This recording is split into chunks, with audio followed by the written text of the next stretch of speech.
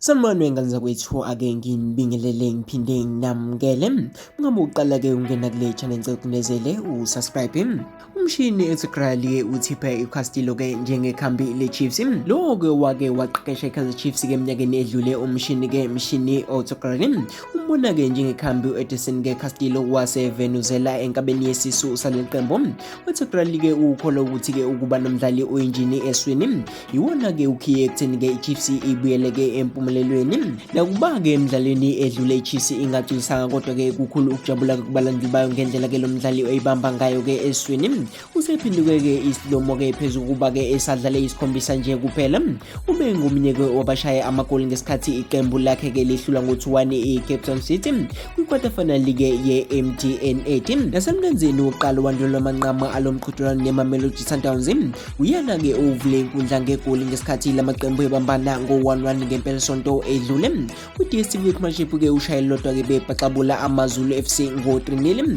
uCastillo ke ufike ngaphambi kokuqala ke kwesizini ka-2023-2024 ephuma ke eMonakasi ke Sport Club yangakubo eVenuezela. Ngokubuka ke izinto ke zolandela ke ezinyathelweni zomkhaya wakhe ke uJosi Toriba, owaba ke nesikhathi ke sihle kumakhosi phakathi kuka-2008 ke kuya ku-2011. U-Ertugral ke ngenhlanhla ke uthe ube khona laphana ke Athlone Stadium ngenkathi Chiefs ke i-Castillo FC ngo-2-1 koweligi.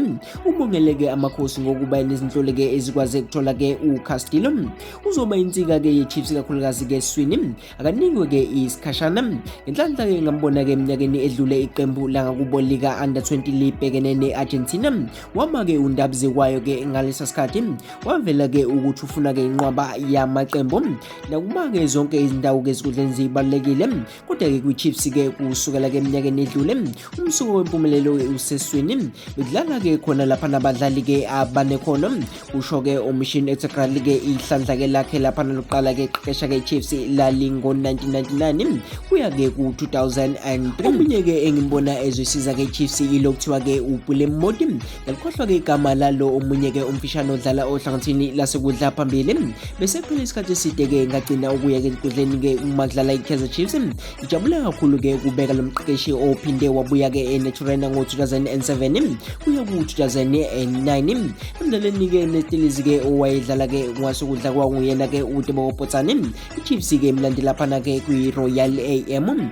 uErtugral ke onqobe i-MTN 80 ke Telkom knockout ne-Super ke Cup ke laphana ne-Chiefs. Uthe njengoba ke iligi isanda kuqala ke kuselukhuni ke usho ke istyle esidlala ke yiqembu. Kulula ke ukhuluma ke ukuthina ke esingaphandle ngoba asazi kwenzakalani ngaphakathi. Yebo kwadazwane ke ukhona kodwa iChiefs ifana neqembu nje elisha. Izintambo ke ziphethe uyena ke uNtsike noma ke uMolifintseke. Ukhona ke futhi ke nabadlali ke abasha. Manje ke udinga ngesikhathi ke laphana uNtsike sokwakha indlela azofuna iqembu lidlale ngayo. Aningi ke laphana ke nesikhathi uqhubena ke laphana ke uMshini ke u-Ertugral. Kwaba buhlungu ngizwa ukuthi ke laphana abalandeli bebemhamaza ke uNtsike emidlalweni edlule. Abantu kumele baqonde ke ukuthi emaqenjini amakhulu ke ingcindezi kayibi nje kubadlali kuphela, kodwa ke nakubaqeqeshi ke ibakhona. Ebuzwa ke ngenkulumo yomqeqeshi uBafana uHokoprosi ocashune ethi okwamanje abadlali beChiefs abakufanele ke kubizela ke kwelesizwe uthe angifuni ke uphawula ke ngalolo daba malana ke namathuba ukuthi iChiefs ingasiqeda inike isomiso senkomishi ke MTN. Uthe kusenzima ke ukusho okwamanje.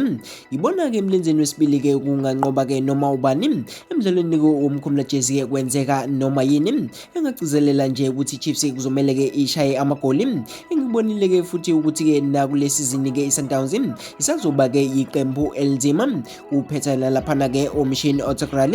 iKaizer Chiefs sekuyisizini yeshakalombili ke yagcina ke wina indebe ye-Premier Soccer League. Wengane wethu sengiphuma njalo ke mina ngiyintatheli yebhola yaku YouTube. Ungabe qala ke ukubona le video noma ngena kule channel lethu, cegcinezele usubscribe.